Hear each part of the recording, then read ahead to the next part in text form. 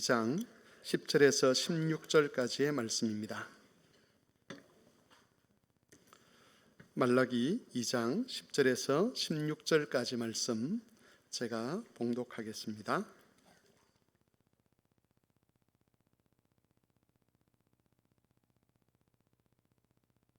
우리는 한 아버지를 가지지 아니하였느냐? 한 하나님께서 지으신 바가 아니냐? 어찌하여 우리 각 사람이 자기 형제에게 거짓을 행하여 우리 조상들의 언약을 욕되게 하였느냐? 유다는 거짓을 행하였고 이스라엘과 예루살렘 중에서는 가증한 일을 행하였으며 유다는 여호와께서 사랑하시는 그 성결을 욕되게 하여 이방신의 딸과 결혼하였으니 이 일을 행하는 사람에게 속한 자는 깨는 자나 응답하는 자는 물론이요 만군의 여호와께 제사를 드리는 자도 여호와께서 야곱의 장막 가운데서 끊어버리시리라. 너희가 이런 일도 행하나니 곧 눈물과 울음과 탄식으로 여호와의 제단을 가리게 하는도다. 그러므로 여호와께서 다시는 너희의 봉헌물을 돌아보지도 아니하시며 그것을 너희 손에서 기꺼이 받지도 아니하시거늘 너희는 이러기를 어찌 됨이니까 하는도다. 이는 너와 내가 어려서 맞이한 아내 사이에 여호와께서 정인이 되시기 때문이라. 그는 내 짝이요 너와 서약한 아내로되 네가 그에게 거짓을 행하였도다. 그에게는 영이 충만하였으나 오직 하나를 만들지 아니하셨느냐? 어찌하여 하나만 만드셨느냐? 이는 경건한 자손을 얻고자 하심이라. 그러므로 내 심령을 삼가 지켜 어려서 맞이한 아내에게 거짓을 행하지 말지니라. 이스라엘의 하나님 여호와가 이르노니 나는 이혼하는 것과 옷으로 학대를 가리는 자를 미워하노라.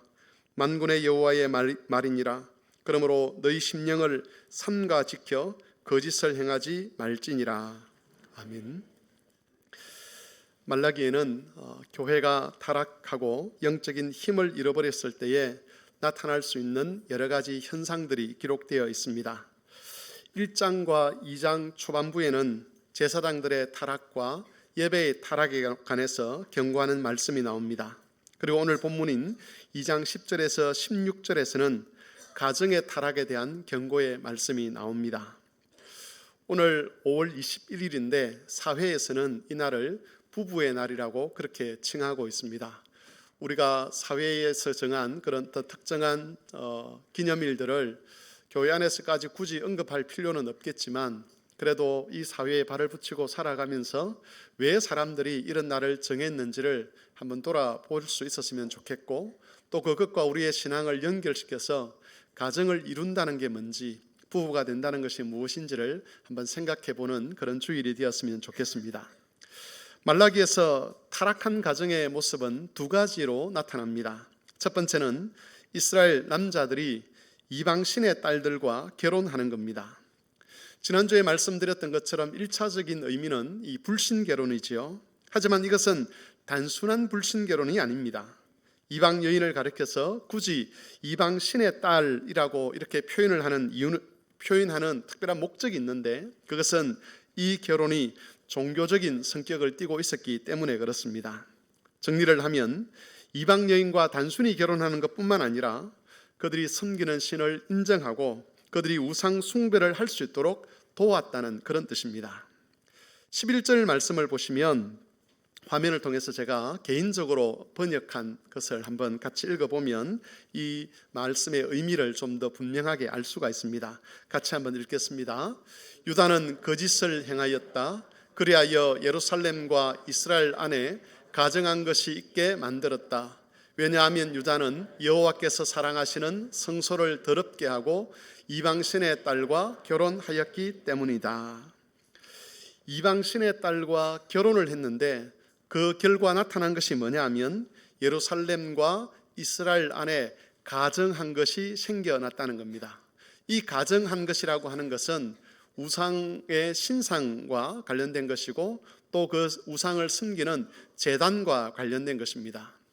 이방 여인과 특별히 이방 신의 딸들과 결혼을 하고 그들을 맞아들이면서 그들이 섬기는 신들도 받아들였는데 그 결과로 예루살렘 안에 그리고 이스라엘 백성들이 사는 곳곳에 우상을 섬기는 제단들이 마련되어서 우상 숭배가 이루어졌다는 겁니다.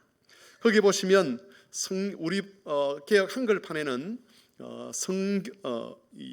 성결을 더럽혔다라고 되어 있는데, 또 다른 번역에는 성소를 더럽혔다라고 그렇게 번역을 하기도 합니다. 이 말씀에 비추어 본다면 심지어 성전 안에도 그런 것들이 있지 않았나라고 짐작해 볼 수가 있습니다. 이것이 바로 가정이 타락한 첫 번째 모습입니다. 예배가 타락을 하면서 가정이 타락을 했는데, 이방 신들을 섬기는 여인들이 이스라엘 백성들 안에 들어오게 되고 우상 섬기는 일이 일어났다는 겁니다. 그리고 그것이 다시 예배를 타락시키고 그 타락한 예배는 또 가정을 타락시키는 이런 악순환이 반복되었다는 것이지요. 가정이 타락한 두 번째 모습은 이혼입니다. 이스라엘 남자들은 이방 여인과 결혼하기 위해서 이미 혼인했던 자기 아내를 내쫓아 버렸습니다. 어떤 사람들은 아내를 내쫓지는 않았는데 그 자리에 두고 또 다른 이방 여인을 아내로 맞이하면서 원래 아내가 존중받지 못하도록 하고 오히려 학대하는 그런 악을 저질렀다라고 말씀하고 있습니다. 16절에 보시면 옷으로 학대를 가린다라는 그런 말씀이 있는데, 이것은 여러 가지로 해석될 수 있는 말씀이지만 그 근본적인 뜻은 원래의 아내를 억울하게 만든다는 그런 뜻입니다. 이렇게 두 가지 모습, 하나는 이방 신의 딸과 결혼하는 것, 그리고 이스라엘의 그 아내들을 내쫓기도 하고 또는 학대하기도 하는 이 두 가지 악이 이스라엘 공동체 안에서 그들의 타락한 모습이었다는 것이죠. 이렇게 가정을 타락하게 만든 이스라엘 백성들을 향해서 하나님이 주신 결론의 말씀이 바로 16절 말씀인데, 그 말씀 같이 한번 읽어보도록 하겠습니다. 다 같이 읽겠습니다. 이스라엘의 하나님 여호와가 이르노니 나는 이혼하는 것과 옷으로 학대를 가리는 자를 미워하노라. 만군의 여호와의 말이니라. 그러므로 너희는 심령을 삼가 지켜 거짓을 행하지 말지니라. 하나님께서는 가정을 타락시킨 이스라엘 백성들의 그 모든 행위를 미워하신다라고 말씀하고 있습니다. 이것은 적극적인 표현이죠. 하나님께서 그것을 가정히 여기시고 정오하신다는 겁니다. 우리는 하나님을 사랑의 하나님이다라고 그렇게 부르기를 좋아합니다. 물론 하나님은 사랑의 하나님이십니다. 그러나 하나님께서 미워하시는 것도 있다는 것, 하나님께서 가정히 여기시는 것이 있다는 것을 우리는 기억해야 되고, 우리가 하나님의 백성이기 때문에 하나님께서 미워하시는 그 일을 하지 않도록 해야 합니다. 사랑하는 사람 앞에 살 때에, 더불어 살아갈 때에 그 사람을 사랑한다면 그 사람이 싫어하는 일을 하지 않는 것이 정상입니다. 하나님을 사랑한다면 하나님께서 미워하시는 일을 하지 않는 것이 정상이지요. 그리고 하나님께서는 그렇게 말씀하신 후에 그 백성들에게 마지막으로 권면하십니다. 심령을 지켜 거짓을 행하지 말지니라. 오늘은 하나님께서 결론적으로 하신 그 말씀이 구체적으로 무슨 뜻인가 하는 것을 살펴보겠습니다. 심령을 지켜 거짓을 행하지 않는다는 것이 무슨 뜻인지를 살펴보면서 지금의 우리의 생활을 돌아보고 하나님이 미워하시는 일을 하지 아니하고 하나님께서 기뻐하시는 일을 하는 그런 성도의 삶을 살아보고자 합니다. 두 가지 주제로 말씀을 전하면, 첫 번째는 심령을 지키는 것과 관련된 것이고, 두 번째는 거짓을 행하지 않는 것과 관련된 것입니다. 첫째로 심령을 지키는 겁니다. 이 심령을 지키는 것이 무엇인가 하는 것을 알기 위해서 이런 질문을 해볼 수 있습니다. 이스라엘 남자들은 왜 굳이 이방 신의 딸들과 결혼을 하려고 했는가 하는 것이죠. 이스라엘 남자들이 이방 여인과 결혼을 하려고 했던 것은 그 여인들이 가지고 있는 개인적인 매력 때문만은 아니었습니다. 이스라엘 여자들은 여자로서 매력적이지 않고 이 이방 신들의 딸들은 여자로서 매력적이었기 때문에 그들과 결혼하려고 했다, 이렇게만 볼 수 없다는 것이죠. 이스라엘 아내와 이혼하면서까지 이방 여인과 혼인을 하려고 했던 이유는 사회적이고 경제적인 이유 때문이었습니다. 이스라엘 백성들이 바벨론 포로에서 예루살렘으로 그리고 이스라엘 각처로 돌아왔을 때에 거기는 70년 동안 자리를 잡고 있었던 이방인들이 있었습니다. 그 이방인들이 이스라엘 백성이 없는 70년 동안 그 땅의 주인 노릇하면서 권력과 경제적인 그런 모든 것들을 장악하고 있었다는 것이죠. 그들은 사회적으로나 경제적으로 그 지역에서 힘을 가지고 있었습니다. 이스라엘 백성들이 예루살렘으로 돌아와서 거기서 정착하려고 했을 때 이 이방인들의 눈치를 보지 않을 수가 없었습니다. 그 이방인들과 좋은 관계를 유지하는 사람들은 그들로부터 지지를 받았고 그 지지를 받아서 이스라엘 안에서도 힘을 가질 수 있었습니다. 또한 그들로부터 경제적인 지원을 받아서 이스라엘 백성들 사이에서 부유한 자로 살 수가 있었습니다. 반대로 그 이방인들과 불편한 관계를 가졌던 사람들은 경제적으로나 사회적으로나 어려움을 겪어야만 했습니다. 이스라엘 남자들이 이방 여자들과 혼인을 하려고 했던 이유가 바로 여기에 있습니다. 그들은 이방인들의 도움을 받아서 형통한 생활을 하고 싶어 했습니다. 저 사람도 저 이방 가정과 결혼해서 사위가 되고 그래서 그들로부터 지지를 받아서 형통한 삶을 살고 또 저 사람도 그렇게 살아가고, 특별히 느헤미야서에 보면 사회 지도층들이 이 일에 앞장을 섰습니다. 그런 사회 지도층들의 타락이 백성들에게도 영향을 미쳐서 누구나가 다 이방 사람들과 결혼해서 그들로부터 경제적인 지원, 사회적인 지원을 받아서 형통한 생활을 하려고 했다는 것입니다. 그런데 이런 이방 여인들과의 혼인은 이스라엘 백성들 안에 우상 숭배가 들어오는 통로가 되었습니다. 이방인들과 좋은 관계를 유지해야 됐기 때문에 그들이 섬기는 그 우상을 반대할 수가 없었던 것이지요. 심지어 그 우상을 함께 섬기는 그런 사람들도 있었습니다. 그래서 이스라엘 백성들이 사는 그 공간 안에 우상의 신상들이 나타나기도 했고 그 신을 섬기는 제단이 만들어지기도 했던 것입니다. 여러분, 이것이 바로 제사장들이 타락하고 또 예배가 타락하고 하나님의 말씀이 편파적으로 증거되었을 때 나타난 현상이었습니다. 에스라서와 느헤미야서를 보면 제사장들이 말씀을 바르게 전하고 또 바르게 설교를 할 때는 똑같은 상황에서 백성들이 경건을 지키고 이방인들의 유혹과 미혹을 이겨가고 있는 그런 장면들이 기술되어 있음을 알 수가 있습니다. 하지만 하나님 말씀이 왜곡되면서부터, 그리고 예배가 타락을 하면서부터 백성들은 점점 믿음을 지켜가는 일에 소홀해지기 시작했습니다. 하나님의 올바른 말씀을 듣는 귀가 닫힘으로써 믿음을 지켜가야 된다, 언약을 지켜가야 된다라고 하는 그런 결심들이 무너지기 시작했다는 겁니다.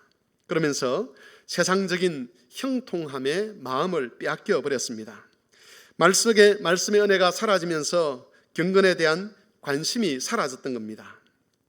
여러분, 여기에서 타락한 이 사람들이 처음부터 타락한 사람들은 아니었습니다. 타락은 말씀의 은혜가 사라진 결과로 나타난 열매였습니다.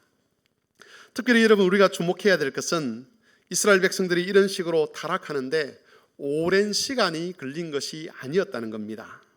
느헤미야서를 보면 우리가 알 수 있듯이 경건한 백성들이 타락하는데 10년이 걸리고 20년이 걸린 일이 아니었습니다.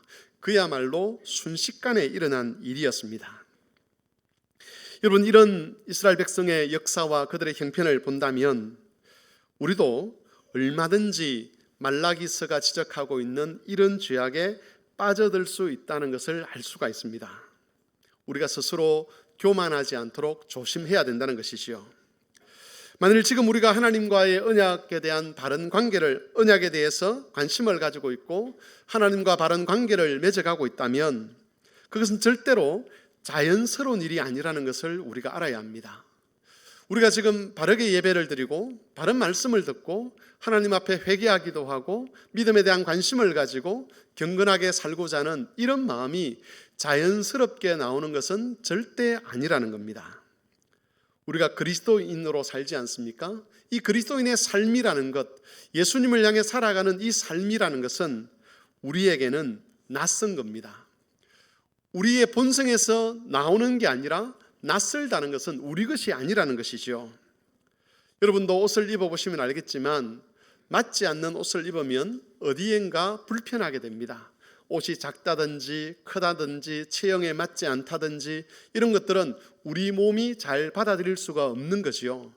경건이라는 것도 마찬가지입니다. 우리의 영적 본성은 경건이라는 것과 잘 맞지 않습니다. 하나님께서 그리스도 안에서 경건의 옷을, 그리스도인이라는 옷을 입혀주시지만 그 옷이 우리 본성에는 불편하게 느껴지는 것이지요. 만일 지금 우리에게 그리스도인으로서 경건한 생활이 이어지고 있다면 그것은 그야말로 하나님의 은혜입니다. 그 불편하게 여겨져야 될 것이 불편하지 아니하고 우리가 당연히 걸어가야 될 그런 삶인 것처럼 여겨진다는 것은 우리가 지금 하나님의 은혜 속에 있다는 것을 증명하는 것이라고 볼 수가 있습니다. 느헤미야나 에스라의 지도하에서 이스라엘 백성들이 언약을 기억하고 거룩한 생활을 이어갈 수 있었던 것은 순전히 하나님의 은혜 덕분이었습니다. 오늘 본문에서 이스라엘 백성들이 이방 신의 딸들과 결혼을 하고 이스라엘의 아내들과 이혼을 하고 그들을 내쫓으려고 했던 것은 그런 은혜가 사라진 결과였습니다. 은혜가 사라지게 되면 언약에 대한 관심을 잃어버리게 됩니다. 어떻게 하면 세상에서 형통할 수 있는가? 어떻게 하면 저 사람처럼 내가 될 수 있는가? 어떻게 하면 저 사람처럼 내가 부유하고 저 사람처럼 권력 있는 사람이 될 수 있는가? 거기에 우리의 마음이, 우리의 심령이 집중된다는 것이지요. 이스라엘 백성들은 하나님 앞에서 마음을 빼앗겨 버렸습니다. 심령을 빼앗겨 버렸습니다. 그래서 이방 여자와 혼인하려고 하기도 하고 자기 아내를 버리는 일까지 감수하려고 했습니다. 그러므로 성도 여러분, 만일 우리가 이스라엘 백성들처럼 이런 악에 빠지지 않으려고 한다면 하나님의 은혜를 구하는 일에 열심을 내어야 합니다. 우리 심령에 하나님의 은혜가 임하고 있는지를 살펴야 한다는 것이죠. 경건한 삶이, 거룩한 삶이 지금 내게 불편한 것으로 여겨지고 있는가? 그게 부담스러운 것으로 여겨지고 있는가? 아니면 그것이 내게 맞지 않는 옷인데도 불구하고 자연스럽게 여겨지고 있는가? 자기 심령을 살펴야 한다는 것이지요. 그것이 부담스럽게 여겨지면 우리가 정말 근심하며 하나님의 은혜를 구해야 합니다. 하나님, 내게 은혜를 주셔서 이 경건함이, 이 거룩함이 부담스럽고 불편한 것이 되지 않도록 도와주십시오라고 하나님 앞에 간절히 기도해야 된다는 것이죠. 우리의 관심이 세상적인 것에 쏠리고 있다면, 세상의 형통함에 쏠리고 있다면 우리는 그때 우리의 심령을 지켜야만 합니다. 하나님께서 은혜를 주셔서 이 심령이 세상적인 것에 집착하지 아니하도록, 세상의 형통함에 그 마음을 빼앗기지 않도록 은혜를 주시도록 기도해야 된다는 것입니다.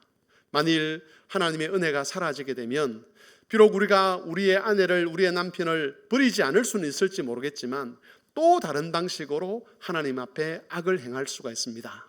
그러므로 성도 여러분, 여러분의 심령을 잘 지키시기를 바랍니다. 잘 살피시기를 바랍니다. 지금 내 심령에 하나님의 은혜가 충만한가를 잘 살피셔서 하나님과 교제하고 하나님께 간절히 기도함으로 항상 하나님의 은혜가 충만한 상태에서 주와 동행하는 삶을 살아가는 그런 성도들이 되실 수 있기를 바랍니다. 여러분, 두 번째로 살펴볼 것은 거짓을 행하지 않아야 한다는 겁니다. 본문은 불신결혼과 이혼에 관해서 다루고 있습니다. 하나님께서는 그런 행동들을 가리켜서 한마디로 뭐라고 표현하시느냐 하면 거짓을 행하는 것이다 라고 말씀을 하셨습니다. 이 거짓을 행한다는 표현은 본문에 총 5번에 걸쳐서 반복이 되고 있습니다. 10절을 보시면 형제에게 거짓을 행하여 조상들의 언약을 욕되게 하였다는 말씀이 나옵니다. 욕되게 한다는 것은 더럽힌다는 것이죠. 11절에도 거짓을 행한다는 말씀이 나오는데 유다가 거짓을 행했다라고 그렇게 책망을 하고 있습니다. 유다가 거짓을 행했기 때문에 이스라엘과 예루살렘에 가증한 것이 만들어졌습니다. 14절에도 있습니다. 이스라엘 남자들은 서약을 하고서 결혼을 한 자기 아내에게 거짓을 행했습니다. 그리고 15절과 16절에도 같은 표현이 나옵니다. 하나님이 이스라엘 남자들에게 말씀하시기를 아내에게 거짓을 행하지 말라라고 그렇게 말씀을 하셨습니다. 여러분, 여기서 거짓을 행한다는 것은 구체적으로 무슨 뜻이겠습니까? 이 말씀은 여러 가지 말로 번역이 될 수 있는 그런 표현인데 변덕스럽게 해서 남을 속인다는 그런 말로 우리가 해석을 하면 될 것 같습니다. 처음 아내와 혼인할 때에 하나님 앞에서 서약을 했습니다. 그런데 그 서약을 지키지 못하고 상대방에게 했던 말과는 다르게 행동하는 것, 그것을 가리켜서 거짓을 행한다라고 말씀하는 것이고, 좀 더 다르게 표현하면 속였다라는 말로도 번역할 수가 있겠습니다. 이스라엘 남자들은 그 아내와 결혼할 때 서약을 했습니다. 그리고 하나님은 그 서약의 증인이었습니다. 그런데 탐욕 때문에 하나님이 증인으로 서신 그 서약을 무시하고 이방신의 딸을 아내로 맞이하기도 하고, 또 서약한 부인과 이혼하기도 하고 그 아내를 무시하며 학대하는 악한 짓을 이들이 저질렀습니다. 하나님은 이스라엘 백성들의 그런 악을 지적하면서 심령을 지키고 거짓을 행하지 말라라고 선언을 하셨습니다. 여러분, 이런 하나님 말씀 앞에 우리도 우리의 혼인 때에 서약했던 것을 기억하면서 각각의 배우자들에게 거짓을 행하지 않도록 조심해야 합니다. 서약을 잘 지켜야 하는 것이죠. 여기까지만 이야기를 하면 많은 성도님들이 마음에 안심을 하실 수 있습니다. 나는 이혼하지 않았다. 나는 이방신의 딸과 결혼하기 위해서 아내를 버리지 않았다. 또는 남편을 버리지 않았다. 그렇게 안심을 하실 수가 있습니다. 그러면서 이 경고의 말씀에서 최소한 나는 하나님 말씀에 순종했다. 이 말씀은 이제 나와 상관없는 말씀이다 라고 그렇게 여길 수가 있습니다. 하지만 본문에서 말씀하고 있는 이 서약이라는 것이 무엇인가 하는 것을 조금만 더 구체적으로 살펴보면 우리가 쉽게 자만할 수 없음을 알게 됩니다. 여러분, 이 서약은 1차적으로는 우리가 잘 아는 대로 서로에 대해서 신실할 것에 대한 서약입니다. 우리도 결혼할 때에 남편과 아내가 끝까지 서로에 대해서 신실할 것을 서약하지 않습니까? 사랑에 있어서 배신하지 않겠다는 서약을 합니다. 그런데 이스라엘 남자들은 그 서약을 지키지 않고 아내를 배신해 버렸습니다. 하나님은 이것이 악한 짓이다라고 말씀하십니다. 여러분, 성도가 바람을 피는 것, 그것은 거짓을 행하는 일입니다. 그것은 악한 일이고 그 악을 회개하지 않는 사람이라면 하나님께서 이미 경고하신 대로 그는 교회에서 잘려나가게 될 것입니다. 비록 사람에게는 알려지지 않을 수 있지만, 또 겉으로는 교회의 교인으로 남을 수 있지만, 그러나 회개하지 않는 사람, 돌이키지 않는 사람, 그 사람은 이미 잘려나간 사람입니다. 그러므로 하나님이 한 몸 되게 하신 그 배우자 외에 다른 남자나 다른 여자와 한 몸 되는 악을 행하지 마시기를 바랍니다. 여러분의 배우자에게 했던 그 서약대로 사랑하는 일에 있어서 최선을 다하시고 섬기는 일에 있어서 최선을 다하시기를 바랍니다. 경제적인 어려움들, 육체의 고통이 있다 할지라도 하나님 앞에 서약한 그것을 지켜내기 위해서 최선을 다할 때에 하나님께서 우리를 긍휼히 여기실 것이고 우리의 신실함에 대해서 선한 것으로 갚아주실 것입니다. 그러나 여러분, 본문에서 말하는 서약과 관련된 진짜 중요한 내용은 따로 있습니다. 본문에서 말씀하고 있는 이 서약에 관한 내용은 창세기 2장에 있는 혼인제도와 관련이 있습니다. 창세기 2장으로 한번 가보겠는데 성경을 한번 펼쳐보시면 좋겠습니다. 성경을 읽기 어려우신 분은 화면을 보시면 좋겠는데, 그렇지 않는 분들은 창세기 2장 18절에서 25절 말씀을 직접 펴서 한번 보시면 좋겠습니다. 우리가 같이 읽어갈 건데 읽어가시면서 이건 혼인에 관한 말씀입니다. 남자가 여자를 떠나서 한 몸을 이루고 부부가 되는 것에 관한 이야기인데, 여기에 혼인과 관련 없는 내용이 하나 등장하는 것이 있습니다. 그게 무엇인지를 한번 살펴보시면서 2장 18절에서 25절까지 말씀 같이 한번 읽겠습니다. 여호와 하나님이 이르시되 사람이 혼자 사는 것이 좋지 아니하니 내가 그를 위하여 돕는 배필을 지으리라 하시니라. 여호와 하나님이 흙으로 각종 들 짐승과 공중의 각종 새를 지으시고 아담이 무엇이라고 부르나 보시려고 그것들을 그에게로 이끌어 가시니 아담이 각 생물을 부르는 것이 곧 그 이름이 되었더라. 아담이 모든 가축과 공중의 새와 들의 모든 짐승에게 이름을 주니라. 아담이 돕는 배필이 없으므로 여호와 하나님이 아담을 깊이 잠들게 하시니 잠들매 그가 그 갈빗대 하나를 취하고 살로 대신 채우고 여호와 하나님이 아담에게 취하신 그 갈빗대로 여자를 만드시고 그를 아담에게로 이끌어 오시니 아담이 이르되 이는 내 뼈 중에 뼈요 살 중에 살이라. 이것을 남자에게서 취하여 선적 여자라 부르리라 하니라. 이러므로 남자가 부모를 떠나 그의 아내와 합하여 둘이 한 몸을 이룰지로다. 아담과 그의 아내 두 사람이 벌거벗었으나 부끄러워하지 아니하니라.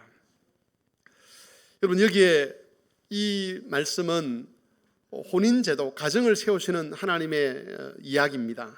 근데 여기에 가정과 상관없어 보이는 내용이 나오지요. 어떤 내용입니까? 어떤 내용이죠? 아담이 누구의 이름을 부르죠? 짐승들의 이름을 부른다, 지어준다는 그런 이야기가 나옵니다. 그게 19절과 20절 초반부에 있는 말씀입니다. 아담이 짐승에게 이름을 붙여주는데 그 부르는 대로 그것이 짐승의 이름이 되었다라고 하는 그런 말씀이 기록되어 있습니다. 여러분, 이것은 아담이 지금 하나님의 뜻을 따라 세상을 다스리고 있다는 것을 나타내는 하나의 상징적인 행위입니다. 아담이 하나님의 뜻을 따라 세상을 다스리고 있는데 그 중에 하나를, 그 다스리고 있는 행동 중 하나를 가져와서 지금 아담이 하나님의 뜻을 따라 이 세상 만물을 다스리고 있다는 것을 나타내는 겁니다.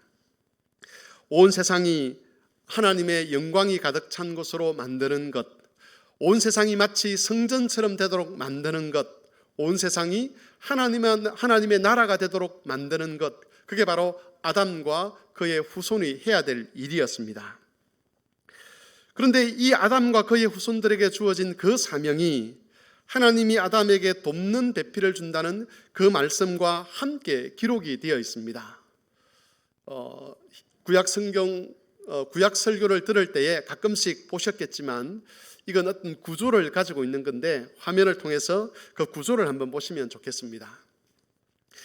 먼저 18절에 보시면 돕는 배필을 주시겠다는 말씀이 나옵니다. 그리고 19절과 20절 상반절에 보시면 짐승에게 이름을 주는 아담의 이야기가 나옵니다. 이것은 만물을 다스린다는 그런 것이죠. 그리고 다시 20절 하반절부터 25절까지 하나님이 아담에게 돕는 배필을 주셨다는 이야기가 나옵니다. 이걸 좀 단순화시키면 밑에 있는 그 표와 같습니다. 혼인에 대한 이야기가 나오고 사명에 대한 이야기가 나오고 또 혼인에 대한 이야기가 나오는 겁니다. 이것은 구약 성경을 기록할 때에 구약의 성경 기록자들이 즐겨 사용했던 표현의 방식입니다. 저기서 지금 무엇을 강조하려고 하느냐 하면 하나님께서 왜 가정을 만드셨는가를 강조하는 것이죠. 하나님께서 가정을 만드신 이유는 남자 여자 둘이 만나서 둘이 행복하게 잘 살아야 된다, 그것만을 위해서 가정을 만드신 건 아니라는 겁니다. 물론 남자와 여자가 한 몸이 되어서 가정을 이루고 자녀들을 낳아서 행복하게 살아야 하는 것은 맞습니다. 그러나 그들에게 사명이 있다는 겁니다. 그게 어떤 거냐 하면 바로 온 세상에 충만하여서 온 세상을 하나님의 나라로 만드는 것, 온 세상이 마치 하나님의 성전처럼 되도록 만드는 것, 그것이 바로 가정해 주신 하나님의 사명이었습니다. 언약의 공동체 안에서 이스라엘 남자들이 아내를 맞이할 때는 나는 하나님께서 가정에게 주신 그 목적을 따라 남편의 역할을 하겠다라고 서약하는 것과 같았습니다. 이스라엘 백성들이 하나님과 맺은 언약의 핵심이 그거죠. 우리가 가정을 이룰 때에, 이 언약의 공동체 안에서 가정을 이룰 때에 이 가정의 목적을 하나님이 세우신 그 사명, 하나님 주신 그 사명을 따라 가정을 세워가겠습니다라고 서약하는 겁니다. 그런데 이방신의 딸과 결혼한다는 것은 하나님이 가정을 세우신 그 목적에 대해서 무시하겠다는 것과 다름이 없습니다. 경건한 자녀들을 낳고 기르고 그래서 온 땅에 경건한 자녀들이 충만하도록 하는 그 일에 관심이 없다는 것을 나타내는 것이죠. 이 세상 모든 것이 하나님의 영광이 임하는 성전이 되도록 만들어야 한다는 그 일에도 관심이 없다고 선언하는 것과 다름이 없습니다. 하나님은 이것을 속이는 일이다, 거짓을 행하는 일이다 라고 그렇게 말씀을 했습니다. 분명히 결혼 서약을 할 때에 하나님의 뜻을 따라 가정을 세우겠다고 서약하지 않았느냐? 그런데 그 서약이 거짓이었느냐라고 묻는 것이죠. 그들의 결혼 서약이 진짜가 아닌 가짜였다는 것을 지적하시는 겁니다. 서약을 했고 그 서약을 지켜가야만 하는데 거짓으로 서약을 냈고 그 거짓을 한동안 숨겨오다가 자기 욕심 앞에서 그 거짓이 폭로가 된 겁니다. 그래서 여러분, 본문의 말씀을 대하면서 내가 이혼을 했느냐 하지 않았느냐, 내가 불신결혼을 했느냐 하지 않았느냐, 그걸 가지고 위로받고 안심해서는 안 되는 것이지요. 우리도 돌아보아야 한다는 겁니다. 나는 지금 이 가정에서 남편으로서, 아내로서, 부모로서 하나님께서 세우신 그 가정의 목적을 따라서 지금 내가 살고 있는가 하는 것을 살펴보아야 합니다. 만일 우리가 혼인관계를 잘 유지하고 있고 또 아내와 남편이 서로 화목하게 잘 살고 있다 할지라도 하나님이 세우신 그 가정의 목적에 따라 신실하게 행동하지 않는다면 사실은 거짓을 행하는 일이 되는 겁니다. 물론 여기에는 예수를 믿지 않는 상태에서 혼인하셨다가 나중에 예수를 믿고 교인으로 들어오신 분들도 계시지만 또 많은 분들은 성도로서 하나님과 교인들 앞에 서약을 했을 겁니다. 단순히 아내에게 남편에게 신실하겠다는 그 서약뿐만 아니라 제가 하나님의 말씀대로 우리의 가정을 세워가겠습니다 라고 서약을 했을 겁니다. 그 서약은 한편으로는 아내에게 한 것이고 한편으로는 교인들에게 한 것이고 한편으로는 하나님께 한 것입니다. 그런데 여러분은 지금 그 서약을 지켜가고 계십니까?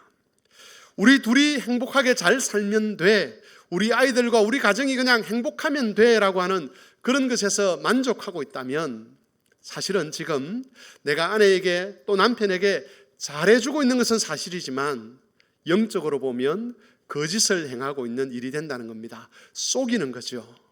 어쩌면 내 아내는 그때에 내 그 서약을 근거로 해서 나와 결혼을 했을 것이고 또 내 남편도 그 서약을 근거로 나와 결혼을 했을 것인데 지금 내가 그 서약을 하나님 앞에서, 교회 앞에서, 그리고 배우자 앞에서 지켜가지 않는다면 그 서약은 거짓말이 되고 마는 겁니다. 아무리 남편에게 또 아무리 아내에게 잘 해준다고 할지라도 온 세상을 하나님이 영광이 거하는 성전으로 만들어가는 그것을 목적으로 삼고 있지 않다고 한다면 우리는 지금 서로에게 거짓을 행하고 있는 겁니다. 여러분, 우리가 삼아야 될 기준이라고 하는 것은 우리 가정이 얼마나 지금 화목한가, 지금 우리 가정이 얼마나 행복한가, 그게 우리가 삼아야 될 기준이 되지는 않는다는 겁니다. 물론 앞에서 말씀드린 것처럼 우리 가정은 행복한 가정이 되어야 되고 화목한 가정이 되어야 합니다. 그러나 가장 중요한 것을 하나 놓치게 되면 겉으로 행복한 그것, 겉으로 화목한 그것 때문에 하나님 앞에 책망받는 일이 될 수가 있다는 것이지요. 여기에 자녀를 키우는 분들이 계실 겁니다. 아마 여러분의 자녀들을 다 유아 세례 교인이 되게 하셨을 겁니다. 부부가 함께 유아 세례를 받을 때 여러분은 배우자 앞에서, 그리고 자녀 앞에서, 교회 앞에서, 무엇보다도 하나님 앞에서 서약을 했을 겁니다. 여러분의 자녀들이 세상의 자녀로 전락하지 않도록 믿음의 본을 보이고 말씀을 가르치고 예배에 신실한 자녀가 되도록 만들겠다는 그런 서약을 하셨을 겁니다.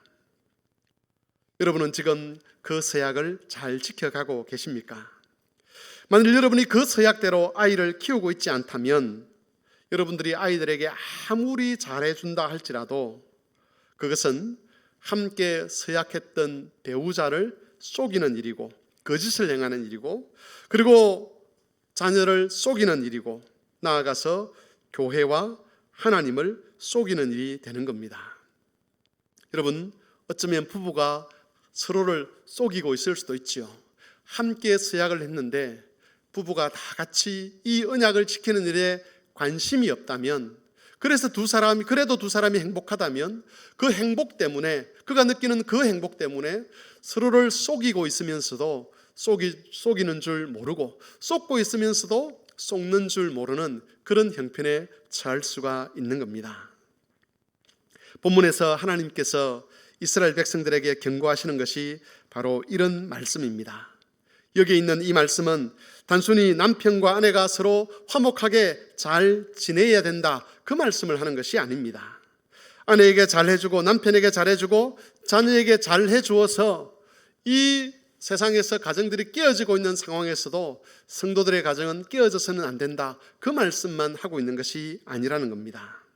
하나님은 우리가 언약의 서약을 잘 지키고 있는가를 돌아보라고 하십니다. 아무리 서로에게 잘해주어도 언약의 서약을 지키지 않는다면 그것은 서로에게 거짓을 행하는 일이 되기 때문에 그런 거짓을 행하지 않도록 마음을 삼가 지켜서 거짓을 행하지 아니하고 신실한 삶을 살라고 말씀하고 있는 겁니다. 여러분, 거짓된 모습들을 행하면 가정이 타락하게 됩니다. 가정이 타락하게 되면 교회가 타락을 하게 되죠. 앞에서 말씀드린 것처럼 가정이 타락하는 것과 교회가 타락하는 것은 서로 맞물려 있습니다. 그래서 한쪽이 타락하면 한쪽이 그 영향을 받아서 계속 악순환을 반복하게 되는 겁니다. 그러므로 우리는 하나님께서 말씀하신 대로, 하나님께서 우리에게 알려주신 그 소망의 말씀대로 우리의 심령을 지켜서 거짓을 행하지 않도록 조심해야만 합니다. 말씀을 정리하겠습니다. 성도 여러분, 여러분이 하나님 앞에서 믿음으로 했던 그 서약을 기억하며 지키시기를 바랍니다. 여러분의 자녀들을 세례의 자리로 데리고 나와서 했던 그 서약을 기억하시고 꼭 지키시기를 바라고, 여러분이 혼인 때에 배우자에게, 교회에게, 그리고 하나님께 했던 그 서약을 잘 지켜가시기를 바랍니다.